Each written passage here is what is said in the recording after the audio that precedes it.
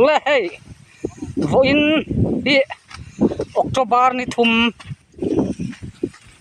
ani a sang ni som ni pathum tho le ni ania voin ni hian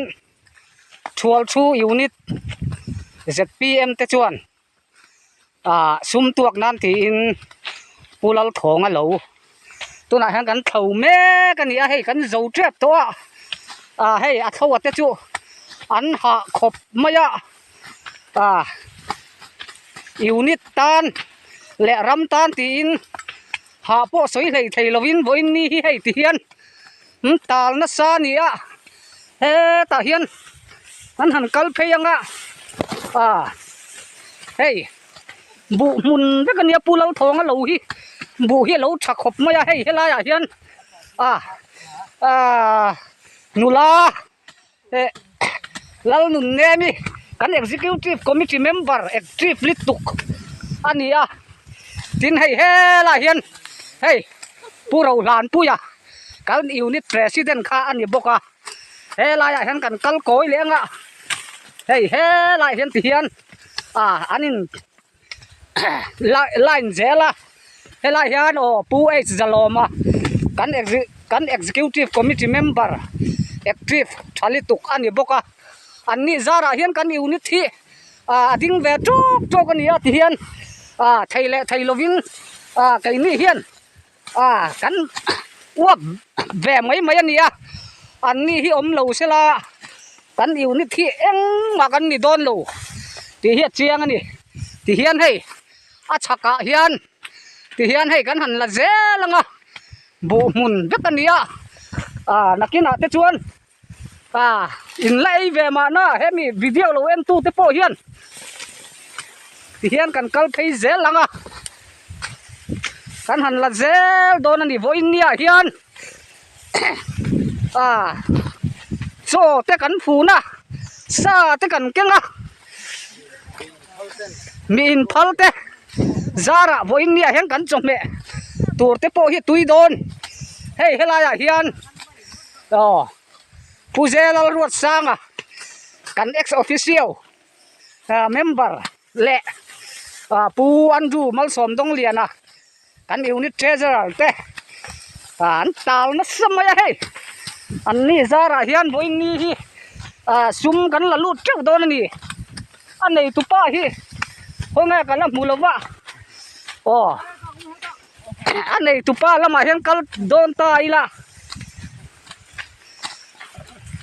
voin ni hian mi in phal te zara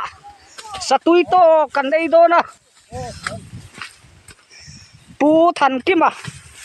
in rk ji khatman aron thoa pu than kima hi kan ek official member ania ten purem kung ate hei in nei tu pa lo nei tu pa po hian ar le na te kan tho le zela tiang han purem kung ate po in ar le na ten han thoa lom om tak rất là hei hi anh này tu pa lâu này tu pa put lal thong anh à kan unit ta hian committee member active lituk phur lituk ani bok ani ti kha kan lo sia ta tan an tar lang ani hei zo tre pa nakin lama hemi pia lama hian cho tan cho fak lai te an lo la clear le don ani ole tuna hian pulal thonga so thing mun lam kan han phang ve chin dona hei ani hi beina sa sarkar tur kan ni ti achianga chu wang chuan so thing hi alo thing sa chu mai hei hela hi ti hian han en thai la han thir thai la so thing ta kan ni ti hian ta ti hian kan pheyanga hemi let liam ti hian so thing khai na khat ta kan ni ani hi sarkar tur kan ni se sa in ma lo lat sa na samaya fa kum he mai ani so thing chi hi kai ni hovin